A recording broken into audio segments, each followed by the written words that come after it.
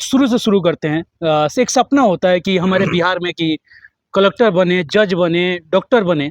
आपका सपना कहाँ से साकार हुआ? क्योंकि आपने सीधे नेता का पद चुना और नेता बनने का शुरू किया, जबकि आपका कोई बैकग्राउंड नेता का नहीं रहा। फिर भी आपने नेता बनने का सपना चुना, ये कहाँ से था आपका? देखिए, आदमी जब अपने चेतनावस्था में आ जाता है, जब अपने जीवन की शुरुआत करता है, तो बहुत सारे लोग हैं जो लक्ष्य का निर्धारण करते हैं, बहुत लोग हैं जिनके लक्ष्य का निर्धारण नहीं हो पाता है।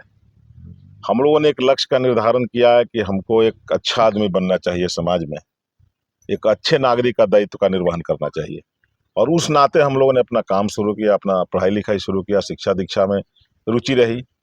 एक दिमाग में ये था ज़रूर कि हम लोग किसी अच्छे कॉलेज में प्रोफ़ेसर बने, लेक्चरर बने और फिर उसके साथ-साथ सामाजिक सेवा का काम हो, चाहे सामाजिक सेवा का काम हो या राजनीतिक सेवा का काम हो।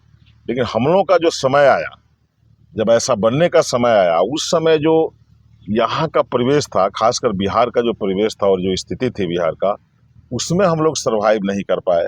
एक तो आरक्षण का मार, जी, दूसरा कि उस समय नीट-वीट का परीक्षा भी बंद, जी, कोई स्कोप नहीं कि किस प्रकार से हम अपने मिशन को प्राप्त कर सकते हैं।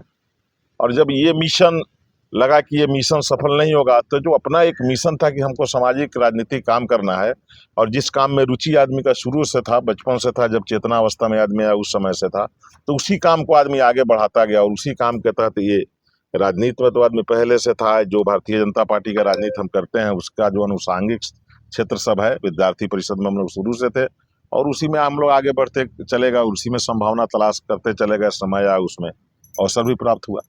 सर जैसे कि बैकग्राउंड में आपका कोई राजनीतिक सफ़र नहीं रहा, फिर भी कठिनाई आई होगी राजनीतिक में आपको, क्या-क्या कठिनाइयाँ आई थी? देखिए, राजनीति में या किसी भी काम में, हुँ, किसी भी अच्छे काम को या बुरे काम को करते हैं, तो हुँ, अच्छे काम को करते हैं तब भी आपको कुछ परेशानियाँ होगी, संघर्ष करना होगा।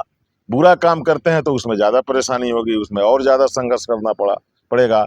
लेकिन कोई भी काम आप करते हैं, चाहे वो राजनीतिक क्षेत्र हो, सामाजिक क्षेत्र हो, आर्थिक क्षेत्र हो, आध्यात्मिक क्षेत्र हो, धार्मिक क्षेत्र हो, सांस्कृतिक क्षेत्र हो, एजुकेशनल क्षेत्र हो, कोई भी क्षेत्र आपका हो, एग्रीकल्चरल क्षेत्र हो, मजदूर का क्षेत्र हो, व्यवसाय का क्षेत्र हो, जब आप उस काम को नियत और नियति बना के करेंगे, जी। तो स्वाभाविक है कि उसमें कठिनाई आएगी और कठिनाई आएगी।